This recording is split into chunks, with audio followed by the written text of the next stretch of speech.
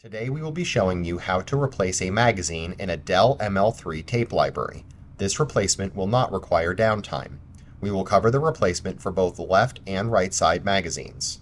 If you need to order a replacement left side magazine for your ML3 from the Rocket platform, please use part number 4KNFC. If you need to order a replacement right side magazine for your ML3 from the Rocket platform, please use part number WJ5XR. Please note it is best practice that while replacing a magazine in this library, we recommend having any jobs using the library be put on hold, as the robot will not be able to move media while the magazine is removed from the library. Once you have identified where the magazine is located, you will first need to unlock the magazine for removal. To do this, use the operator panel or web GUI and log in as an administrator.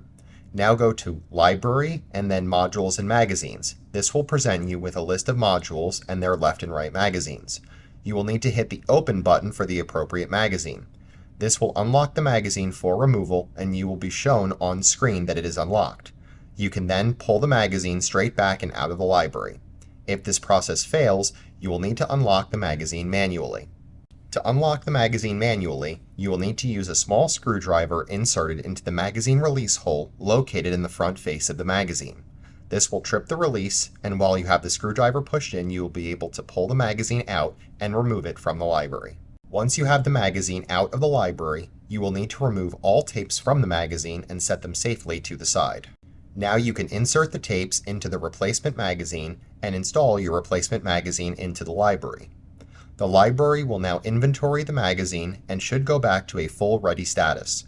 Once this is complete, your library is ready for production.